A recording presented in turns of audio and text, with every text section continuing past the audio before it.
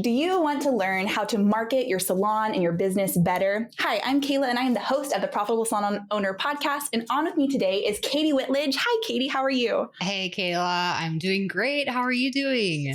So good. So good. Thank you for hanging out with me today. Kati, I'm really excited to have Kati on today because she has a lot of talents and she owns a beautiful company. And I've gotten to actually spend some personal time with her. And she's just a beautiful human being. And she has a big expertise in marketing. So I think you're going to be really excited to hear what she has to say today. She is a speaker and also a podcaster, author, a founder of her company and CEO, her company Maya, which is a software company for the beauty industry.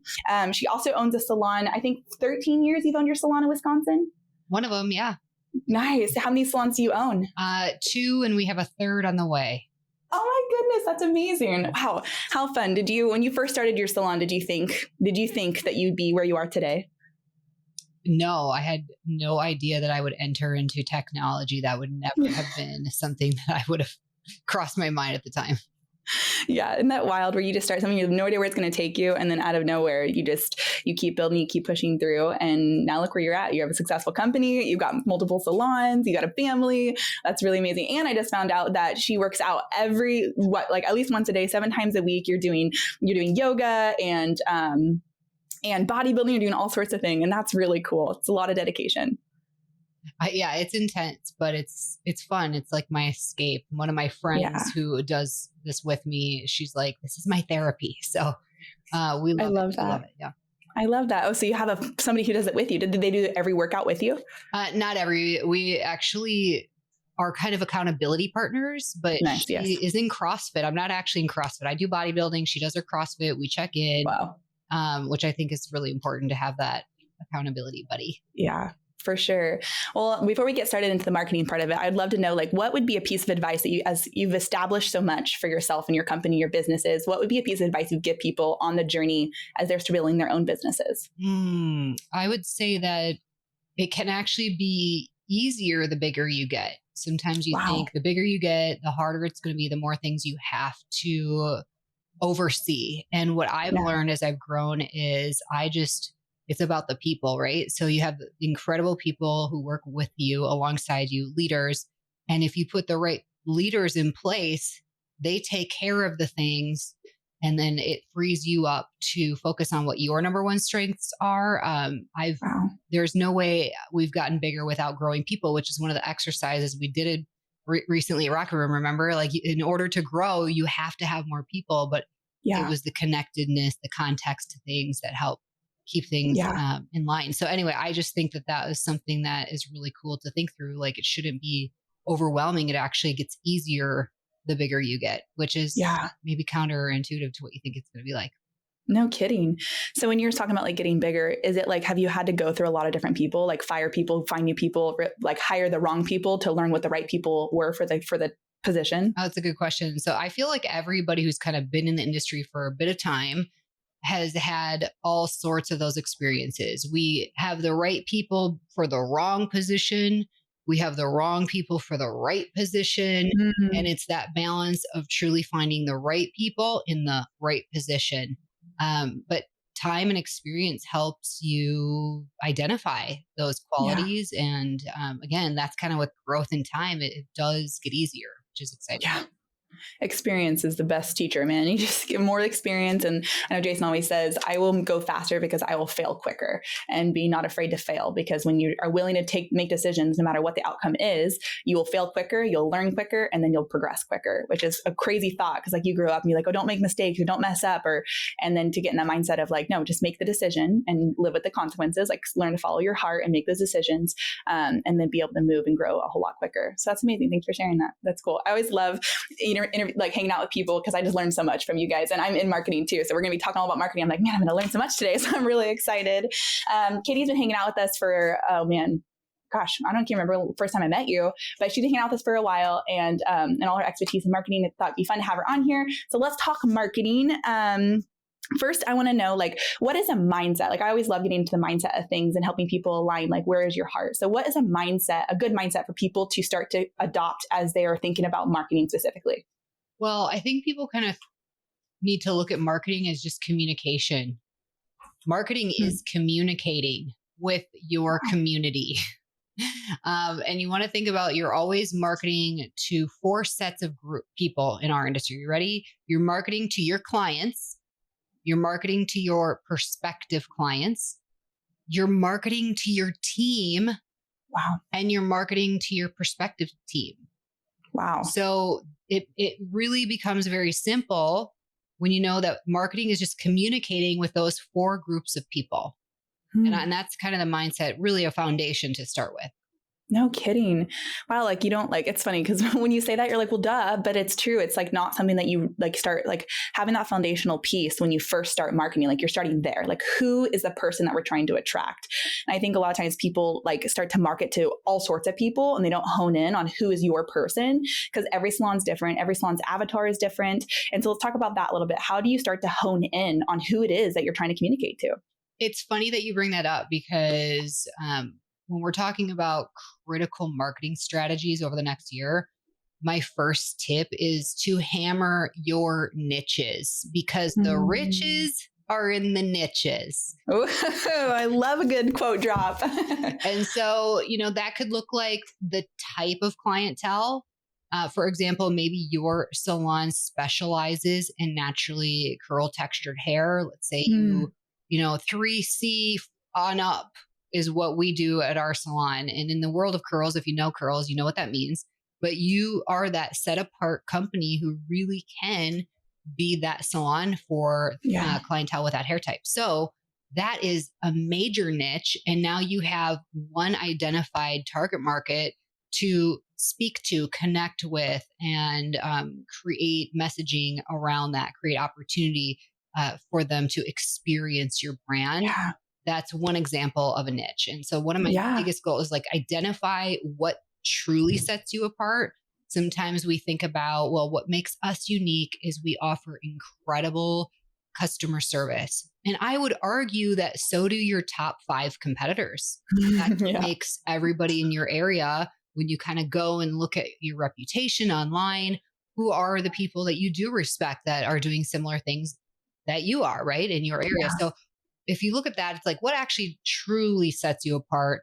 So curly hair would be just one example, but maybe your business, you are really the place for bridal, maybe, or maybe you are really the place for hair extensions, so there are ways to kind of set yourself apart. There's one salon I know that they specialize in helping people with thinning hair, and they can do hair transformations. And like, that is such a unique, special thing and a solution for certain people. Right. So that would be my first step of like, what sets you apart, what makes you special, and why do people choose you?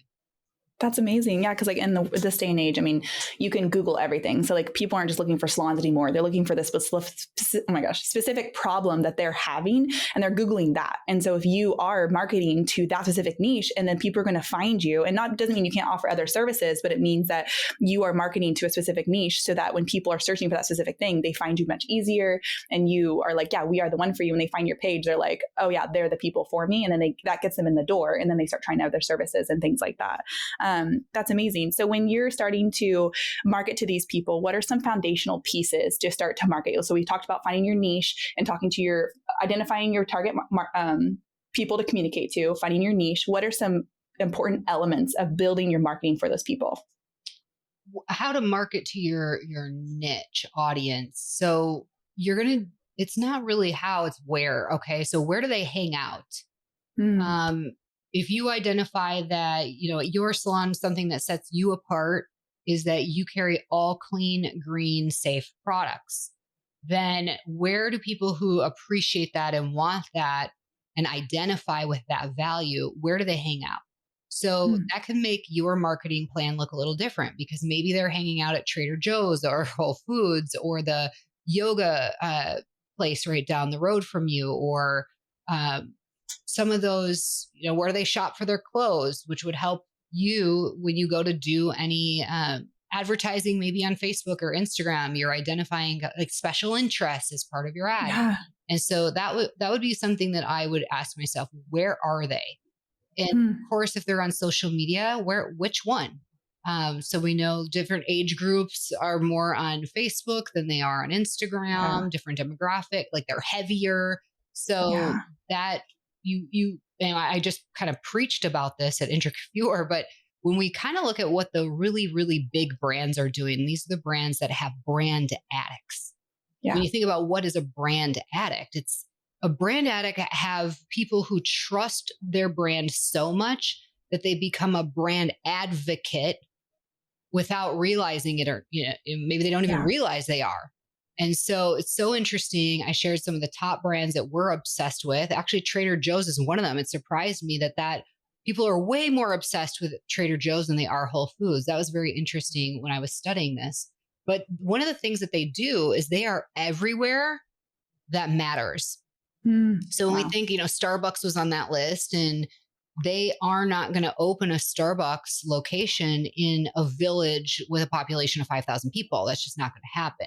So when you think about your brand and where you need to be, everywhere that matters. So does that mean it's important for you to think about billboards? Is it TV? Is it radio? Is it, of course, social media? Who are the influencers in your area that you need to be connected to and working with? There's magazine, there's direct mail, there's storefronts, and there's just a massive list of opportunities, but identifying for you, like, where does it make sense? We had personally chosen to be on an uplifting radio station. It's not going to be the most listened to radio station in our area, but it's a very specific market.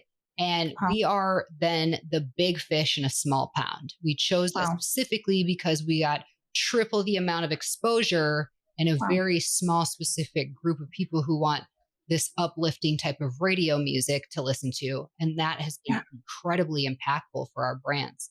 So that's just one little example of thinking more strategically about where to position yourself and your marketing for your niches. Yeah, that's amazing. So you're talking about finding a specific place to go to. And I could imagine people listening are like, okay, that seems like a really big mountain to look into. Where would you have people start? Like, how would people even go about doing that? Well, first start on your own website, because you just said, if people are searching for things, and we know that when it comes for people to search for things, number one is still Google. Google is king of search platform. Number two is YouTube.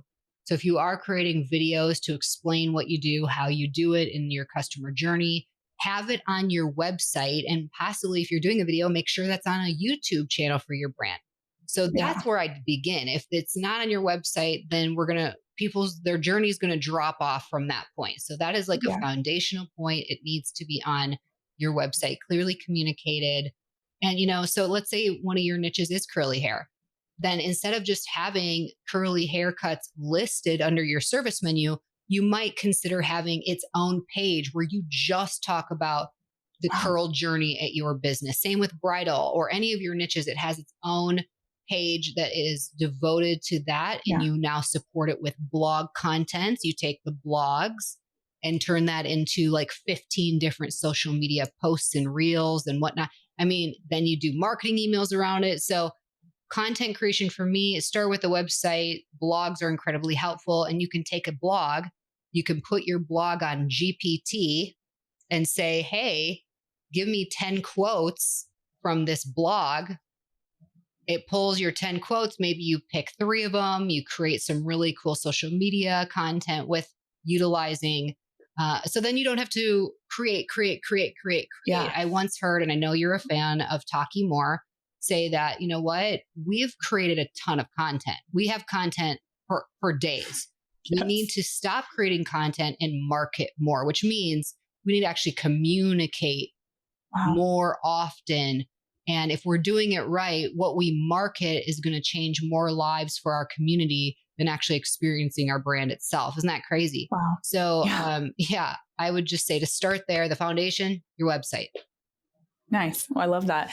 Yeah. Cause I know that when we're marketing to people, people want to know that you can offer them, or you understand what their lifestyle is like. People buy when they feel understood, they feel connected with you. And so, if you get really specific about what it is you can offer people and people find your page, they're going to get immersed into that. And I love what you said. We're going through this same exact thing of stop trying to come up with new ways to invent things, but use what we have and get more creative in communicating our vision, our story. And we have a a mission statement to elevate the world perception of the beauty industry. That's a powerful industry. That's a powerful statement in itself. And there's probably 100 ways to like re-communicate that of what we're doing and how we're doing it. And so when you start to find your niche, and you start to get really intentional about who you're serving, the rest of it makes a lot more sense if you can kind of jump into that pool. We're going to take a commercial break. When we come back, we're going to continue diving into the strategies that Katie has found for the upcoming year of 2024. So if you want some more marketing tips, hang around and we'll be right back. Are you ready to increase your retention and revenue and convert website traffic to clients? Then you're ready for Maya. Maya creates better business relationships by pairing the right clients with the right beauty professionals. Use promo code HPSA for your first 2 months free. Visit joinmaya.com to get started. Sustain Beauty Co. has two of the best tools to help you save water, time, and a bunch of money. Join the clean water salon movement with EcoHead's water-saving shampoo nozzles and scrummy plant-based microfiber towels. Available at sustainbeauty.co. Are you tired of not knowing what your hair color is costing you on every appointment and watching it chew up your profit? Well, with Salon Scale, we take the guesswork out for you. Using a mobile app paired with a Bluetooth scale, Salon Scale will tell you exactly what your color is costing you, down to the gram. As you mix, Salon Scale will also digitally store your formulas and track how much product is being used in real time, so you can cover your back bar expenses, reduce your color waste, and generate more profit in your salon. Click the link in the description to get 10% off your first year.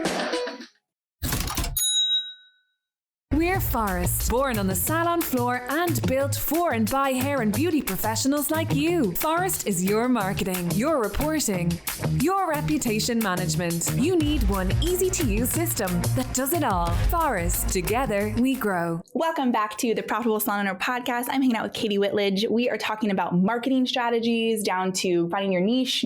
I never know how to say it. I'm not good at communicating words, so you can send me an email and say that was not the correct way to say it.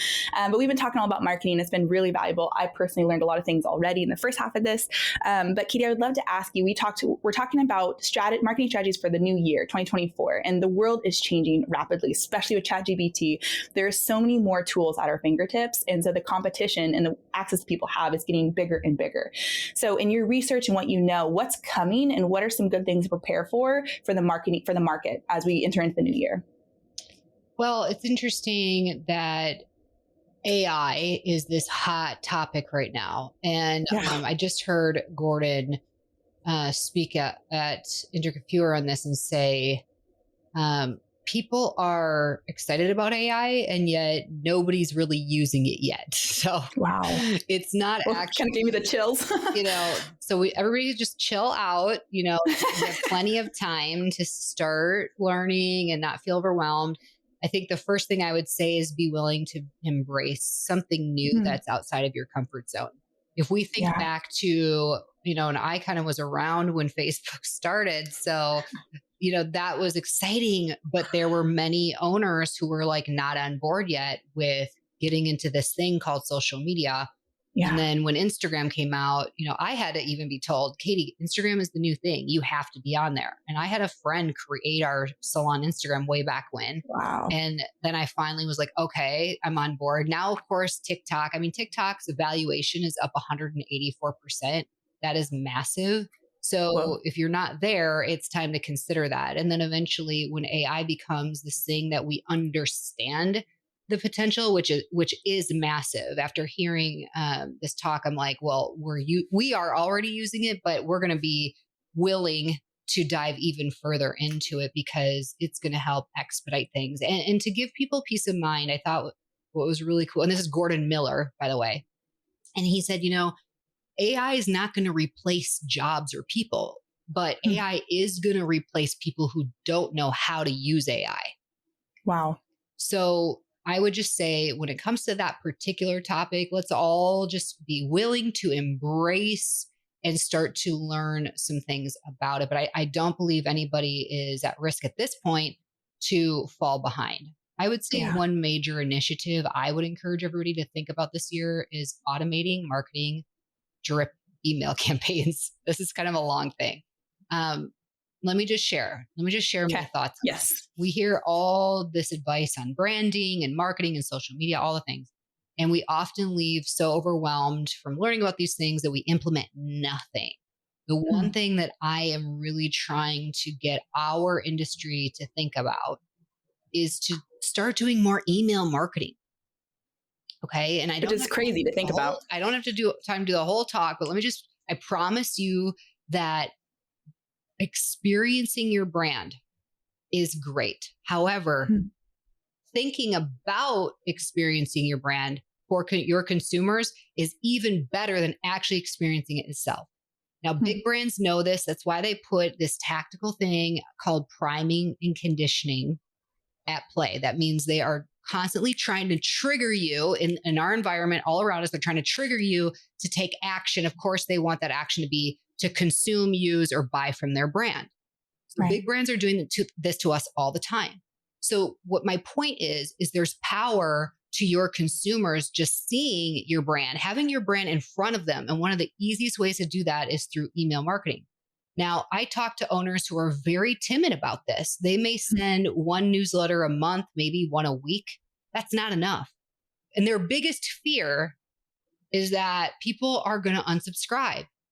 Well, I would say, do you want more loyal clients in 2024? Because people are going to unsubscribe no matter what. If your brand comes across the table and people aren't interested, they're either ignoring it or they're unsubscribing. But think about your favorite brands. Everybody here, if you just take a second, what are the brands you're obsessed with?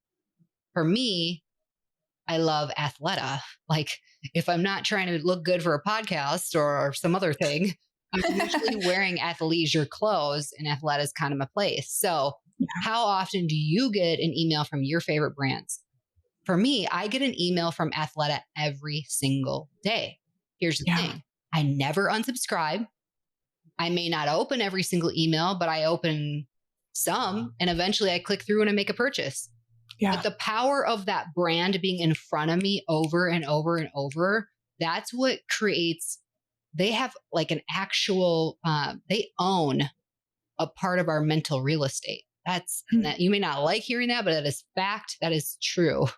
Wow. So how do we get to that same point with people in our community who we want to love our brand? And that's what email marketing is so powerful. It's actually more powerful. Just have your brand come across their page in front of their eyes. So whether they absorb it consciously or not, it is getting in their brain. You know, you are capturing their mental real estate. And here's the second piece to that. You want to really focus on growing that email list. There's not many salons, of course, salons that work with us at Maya, they're doing this. They are growing their email list by the hundreds every year through our sales funnel. And what's the power of that? Well, let's talk about Amy Porterfield. I'm not sure if you've ever heard of her. She is the best-selling author of the book 2 Weeks Notice. She used to be an understudy of Tony Robbins, and now she's out on her own. She is making multiple millions of dollars a year. Wow. I heard her speak on a leadership podcast, and she said, Katie, we put energy towards social media, but it's not where we put the most energy. And here's why. If that platform goes down, I lose my audience. I do not own my audience on that platform. Wow. But I own my email list. And I know that if I send an offer out to my contacts, I will make thousands of dollars in my sleep overnight. Wow. So I'm sitting there like, yes, hello, we need to grow the number of subscribers that we have, and we need to consistently and more frequently get our brand in front of them. And I'll quick tell you one more thing. I was shopping at Macy's trying to find something nice to wear for the Cintra Coiffure event that I mentioned. And when I was checking out, the retailer said, hey, would you like to sign up for our credit card? You would save 25% today. I was like, no, thanks, no. And so she starts wrapping everything up. Well, what's your phone number? I'll put it in for your rewards. I gave her the number. She goes, oh, you're not a rewards member, but I can sign you up and it's free. And if you let me sign you up today, you'll save 30% on your purchase. And I was like, she's just wheeling you in, man. Well, here's the crazy. So you're going to give me 30% off if I just give you my email, but 25% off if I send up her credit. So that is how powerful it is. This is what Macy's know, and many other brands. they want to get their brand in front of you because they know the next time you have a special event or you got to buy those new shoes for this thing or whatever it is, you're going to think of them. They know the power of priming and conditioning and getting their brand in front of you. And now I've been tracking it. Macy's sends me an email 2 times per day. That's crazy. And I have not unsubscribed. I just kind of delete. But eventually maybe I want to see like, oh, they have this, special sale. Maybe I'll go check it out. But that is how powerful it is. Build your subscribers list and start marketing to them more often. I would encourage people, if you're like, how often? I would say a minimum of 2 to 3 emails per week, which may feel super uncomfortable for you. And you may even have people that get ticked off, like, you're sending me too much. Here's what I'll say. The loudest boos come from the cheapest seats. So don't let a couple naysayers get you to paralyze you from doing the smart things, the best things that all the big players are doing. We deserve to do it too. We want the same kind of impact in our community. We want to dominate our competitors. Even though we're friendly with our competitors, we still want to be winners. And we want people to think of our brand first. So that's one practice that I would encourage everybody listening, leave here today and start doing more marketing emails. If you want to grow the number of subscribers, we can talk, but that would be my big takeaway for everybody. Wow. That was very powerful. Thank you for sharing that. Cause it's interesting because I hear so many, especially in my generation, or like where people are like, oh, email is dead. And people are like, oh, because we're getting out of email. A lot of like my nieces and nephews who are still in high school, they're like, they don't even have emails. They're like, what is even an email? They do for school and stuff like that, but they don't utilize it. And so we're kind of like, feel like we're bringing generations out of it, but that's not true. Like email is still a very powerful tool. Like I think about like, even if I don't open the email, when I get a notification from my email, I look down and I see a brand and it just, it's that like constant trickle into even if I don't open the email, the notification still triggers something inside of me. And that's true. Cause like if you frequently shop places and like every place that I shop or continue to use, I have all their emails and I keep them because it's still a part of my world and I like them. So you explained it so beautifully and I love that. So thank you for sharing that all with us. What are so we talked about like a marketing strategy to jump into, like get emailing people, whatever it needs to look like. You just get in people's inbox, have your logo or have your presence be known, and especially going back to what we talked about before of having your niche, whatever, just having those in your emails and like trickling into people's life. And people, if they don't want your brand, then they will leave and that's okay. And don't get too attached to the people who come in, just get attached to the people who stay.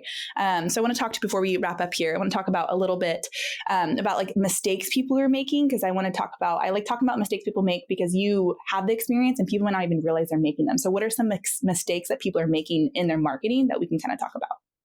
Interesting. I think that they aren't producing as cool of content as their stylists are. So when we think about that, one of the people that we are marketing to is our own team. You want your team to become a brand advocate in themselves, right? You want to always think about, how do I make this year better for everybody within my company? What are the cool things that they get to look forward to that they're going to be like? I mean, think about somebody who had a dream of being an onstage educator for L'Oreal. They're obsessed with L'Oreal. Thinking about being a part of that brand would be exciting to them. And by the way, I don't use L'Oreal, so I'm just using that because I know they're really, really big. But, they become brand obsessed. Well, how do you create that same excitement around your local brick and mortar business? So your social media needs to be the one with the biggest followership, engagement, the coolest content. And I think that's an area that I see as a mistake, that we're not getting our stylists to become collaborators with our brands so that our page looks as cool as the work that they're doing. Sometimes we're putting out too many hair photos and we're not really showcasing salon life. And, there's just so many creative things that people are doing. I want owners to say, kind of like, let yourself pass that torch to somebody who's going to take it and make it better than it's ever been. And it's not that you're trying to compete with your stylist and produce better social media content at them. It's that you're trying to inspire them and make them be like, wow, our salon, look at our social media. It's baller. Like, I want to be like that. And that it really just needs to be inspiring to not just your community and your prospective clients and your already clients. It needs to inspire your team as well. So it's one little thing that I think that we can work on and tweak to help just the bigger picture. Wow. No, that's huge. I think that because I know like even our team, I have a team of graphic designers and video editors, and they all want to put their same design in for one project. So we have project. They all want to take a stab at the project so they can compete with each other, but in a healthy way. They can challenge each other. And one person comes back and I choose their design, and the other people are like, oh, I see what they did there. And it's helped them all since it's only been like a couple of weeks since they've been doing this, but it's also helped them produce better. Like we have better graphics coming out of them because they're all have a healthy competition and they're all having fun with it rather than being like, it's not like a bad competition. So I definitely think that, yeah, like if your stylists get really good at, especially the newer generation, if you have like younger stylists who the social media have been in their hands since they were like 12. And so they have a lot of skill set there to be able to learn from them. So thank you for sharing that. I love that. Well, thank you so much, Katie. I feel like we could talk about this. You have so much great insight, and I can tell you're really experienced in all of this. And so I've really enjoyed hanging out with you. If you've listened and you've enjoyed it, hope you got a lot of value out of today. Katie actually is willing to give us, she has let me see if I get this right. You have a marketing playbook for 2024, correct? Yes. So I want to share with everybody listening today our 10 critical marketing strategies for 2024. So I wrote this ebook myself, and I am really excited to share that with everybody. So you get a Katie original. She wrote this herself. So if you would like that playbook, you can text the word playbook to 916-258-0720. I will put the number in the comments. So if you're like, oh, I didn't remember that, it'll be in the description of this podcast episode. If you're watching on YouTube, it'll be in the description there. But yeah, text playbook to 916-256-0720, and we'll get that over to you. Hopefully you got a lot of value out of today. Katie, thank you so much for hanging out with us. I learned a lot and I really enjoyed this time. I am so thankful for you, Kayla. Thank you for having me on. Absolutely. Anytime. All right. Talk to you guys soon. Have a great rest of your day. And we'll talk to you on the next episode of the Profitable Salon Owner Podcast. You've been listening to the Profitable Salon Owner Podcast. Be sure to like, subscribe, leave us a review, and check us out at profitablesalon.com for more episodes, content, and to help you turn your salon into the business you've always dreamt of.